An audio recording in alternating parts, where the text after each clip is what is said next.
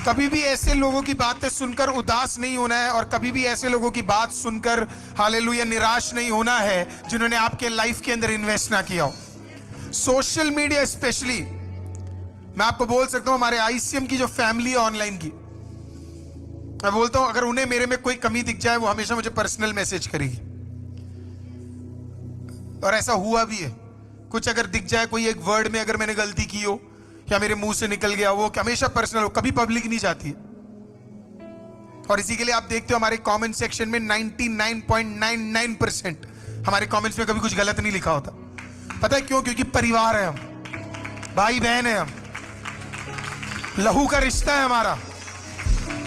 दूर रहते हैं लेकिन बुरा नहीं लिखते।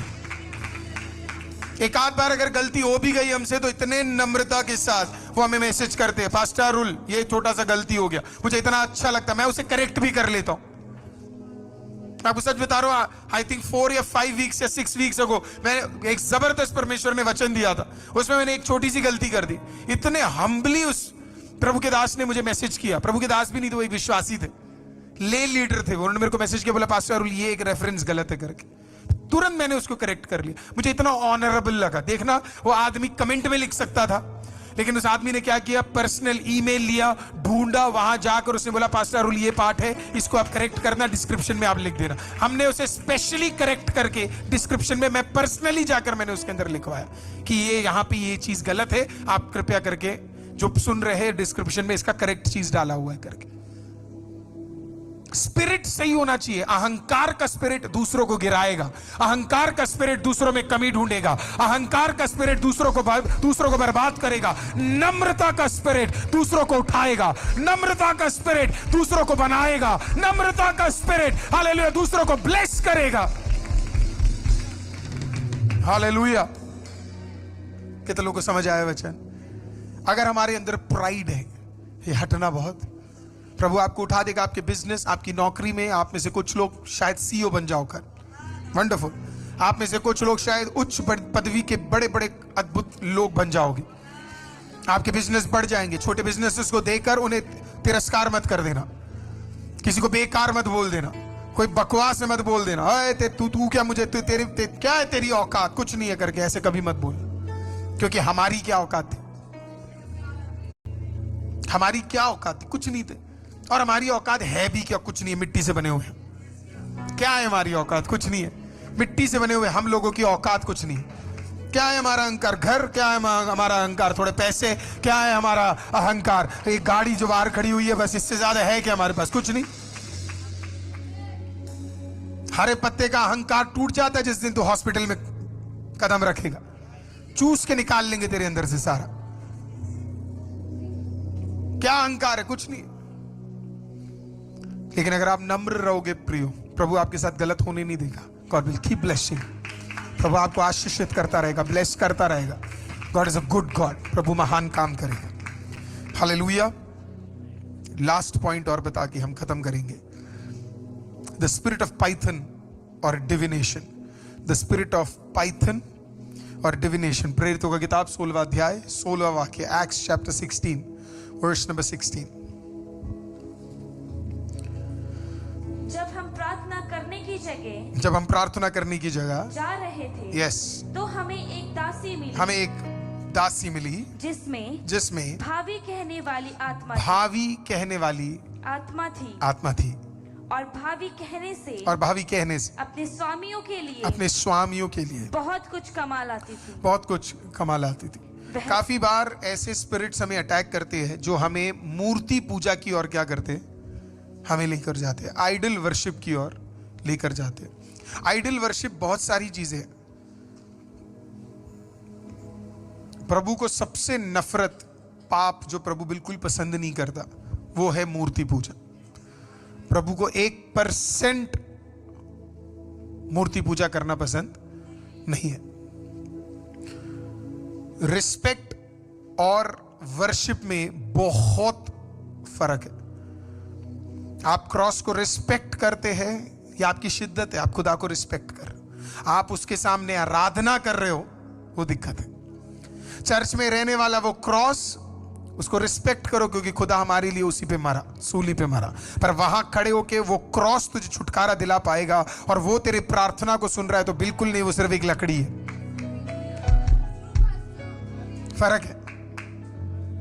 रिस्पेक्ट, खुदा को रिस्पेक्ट आप कर सकते हैं, साधनों को रिस्पेक्ट कर सकते हैं, लेकिन किसी भी चीज को आप आराधना नहीं कर सकते। अभी क्रिसमस आ रहा है, दुनिया की सबसे महान औरतों में से एक औरत है, हालेलुया, यीशु मसीह की मां मरियम। मुझे आज तक समझ नहीं आया है यीशु मसीह की मां मरियम को इतना रिस्पेक्ट दिया जाता है, पर जोसेफ को क्यों नहीं दिया जाता। जोसेफ गया होगा ऊपर पूछने, प्रभु से जरूर पूछता होगा कि मेरे में क्या कमी थी। बल्कि ज्यादा सहा जोसेफ ने, एक्चुअली में अगर आपको मैं बताऊं तो आपको पता है ज्यादा सहा जोसेफ ने,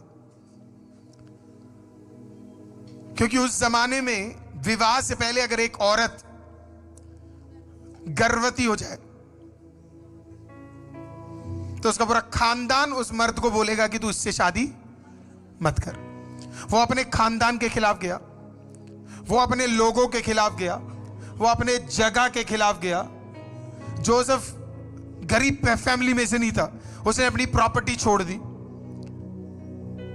क्योंकि उस जमाने में बहनों को तो वैसे प्रॉपर्टी, एंसेस्ट्रल प्रॉपर्टी मिलती नहीं थी। सारा किसको मिला बड़ा था? जोसेफ को। लेकिन क्योंकि उसे पता था इन सारे प्रॉपर्टियों से ताकतवर अभिषेक इस जो औरत जिससे मेरा कल विवाह होने जा रहा है उसके अंदर पड़ा हुआ है, उसने कहा आई एम लीविंग दैट, मैं वो छोड़ रहा हूं। सब छोड़ा उसने, मरियम का केयर किया। आपने कभी सोचा डिलीवरी किसने की? जोसेफ ने। मरियम ने खुद तो किया नहीं होगा, किसने किया? जोसेफ ने। जोसेफ डॉक्टर था, नर्स था, मेडिकल प्रोफेशनल था, कोई नहीं था। कौन गिड़गिड़ाया होगा हर एक जगह पर जाकर सबके सामने कि मुझे जगह दे दो? जोसेफ। ज्यादा पेन से गुजरा वो, पर कोई बात ही नहीं करता जोसेफ के बारे में। और कभी कभी लाइफ ऐसी है, कभी कभी लाइफ ऐसी है, कोई नहीं पूछेगा। परिवार में 4 होंगे और आपको लगेगा यार ये लोग सब आगे निकल गए और मैंने इतना कुछ किया, और अब वो बढ़ गया तो वो कहते हैं देखो मेरे वजह से हुआ है सब। हर फैमिली में ऐसा एक व्यक्ति होता है जिसने छुप कर काम किया होगा, और हर फैमिली में ऐसा कोई होगा जो आगे बढ़ता है। याद रखना, जितने लोग आगे बढ़ रहे हैं ये कभी मत भूलना कि आपके पीछे हमेशा कोई सपोर्ट करने के लिए था, आपके पीछे हमेशा कोई दुआ करने के लिए था। जब हमारा चर्च बढ़ने लगा, हजारों की तादाद में लोग बढ़ने लगे, मैं कभी नहीं भूला कि मेरे सबसे कठिन समय में जब मैं और महिमा हमारे पूरे पुराने बेसमेंट के चर्च में दुआ करने जाते थे, तो वहां पे 3-4 लोग आते थे जो एवरी डे मेरे साथ बैठ के, हमारे साथ बैठ के प्रेयर करते। एवरी डे मतलब लिटरली एवरी डे। लोग मेरे खिलाफ हो गए थे, भयंकर तरीके से बातचीत कर रहे थे। मेरे को नहीं पता था इंडिया में सेवकाई इतनी डिफिकल्ट होती है करके। मैं डर गया था मैं कि ऐसे भी लोग होते हैं क्या करके। लेकिन मुझे सपोर्ट करने के लिए वो 3-4 जने थे। पौलुस का तीमुथियुस को साथ लेना। फिर वह दिरबे और लुस्त्रा में भी गया। वहाँ तीमुथियुस नाम का एक चेला था जो किसी विश्वासी यहूदिनी का पुत्र था, परंतु उसका पिता यूनानी था। वह लुस्त्रा और इकुनियुम के भाइयों में सुनाम था। पौलुस की इच्छा थी कि वह उसके साथ चले, और जो यहूदी लोग उन जगहों में थे उनके कारण उसने उसका खतना किया, क्योंकि वे सब जानते थे कि उसका पिता यूनानी था। और नगर नगर जाते हुए वे उन विधियों को जो यरूशलेम के प्रेरितों और प्राचीनों ने ठहराई थी मानने के लिए उन्हें पहुंचाते जाते थे। इस प्रकार कलीसियाएं विश्वास में स्थिर होती गई और संख्या में प्रतिदिन बढ़ती गई। वे फ्रूगिया और गलातिया प्रदेशों में से होकर गए, क्योंकि पवित्र आत्मा ने उन्हें एशिया में वचन सुनाने से मना किया। उन्होंने मूसिया के निकट पहुंचकर बितूनिया में जाना चाहा, परंतु यीशु के आत्मा ने उन्हें जाने न दिया। अतः वे मूसिया से होकर त्रोआस में आए। वहाँ पौलुस ने रात को एक दर्शन देखा कि एक मकिदुनी पुरुष खड़ा हुआ उससे विनती करके कह रहा है, पार उतरकर मकिदुनिया में और हमारी सहायता कर। उसके ये दर्शन देखते ही हमने तुरंत मकिदुनिया जाना चाहा, ये समझकर कि परमेश्वर ने हमें उन्हें सुसमाचार सुनाने के लिए बुलाया है। फिलिप्पी में लुदिया का हृदय परिवर्तन। इसलिए त्रोआस से जहाज़ खोलकर हम सीधे समुद्र आके और दूसरे दिन नियापुलिस में आए। वहाँ से हम फिलिप्पी पहुँचे, जो मकिदुनिया प्रांत का एक मुख्य नगर रोमियो की बस्ती है, और हम उस नगर में कुछ दिन तक रहे। सब्त के दिन हम नगर के फाटक के बाहर नदी के किनारे ये समझकर गए कि वहाँ प्रार्थना करने का स्थान होगा, और बैठकर उन स्त्रियों से जो इकट्ठा हुई थी बातें करने लगे। लुदिया नामक थुआतीरा नगर की बैंजनी कपड़े बेचने वाली एक भक्त स्त्री सुन रही थी। प्रभु ने उसका मन खोला कि वह पौलुस की बातों पर चित्त लगाए। जब उसने अपने घराने समेत बपतिस्मा लिया तो उसने हमसे विनती की, यदि तुम मुझे प्रभु की विश्वासिनी समझते हो तो चलकर मेरे घर में रहो, और वह हमें मनाकर ले गई। जब हम प्रार्थना करने की जगह जा रहे थे तो हमें एक दासी मिली जिसमें भावी कहने वाली आत्मा थी, और भावी कहने से अपने स्वामियों के लिए बहुत कुछ कमा लाती थी।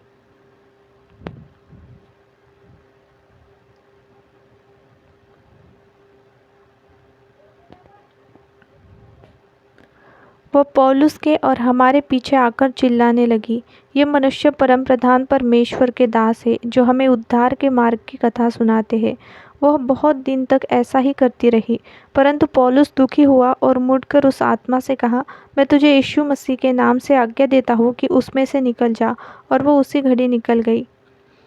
जब उसके स्वामियों ने देखा कि हमारे कमाई की आशा जाती रही, तो पौलुस और सिलास को पकड़ के चौक में प्रधानों के पास खींच ले गए और उन्हें फौजदारी के हाकिमों के पास ले गए और कहा, ये लोग जो यहूदी हैं हमारे नगर में बड़ी हलचल मचा रहे हैं और ऐसी रीतियाँ आप बता रहे हैं जिन्हें ग्रहण करना या मानना हम रोमियों के लिए ठीक नहीं। तब भीड़ के लोग उनके विरोध में इकट्ठे होकर चढ़ आए और हाकिमों ने उनके कपड़े फाड़कर उतार डाले और उन्हें बेत मारने की आज्ञा दी।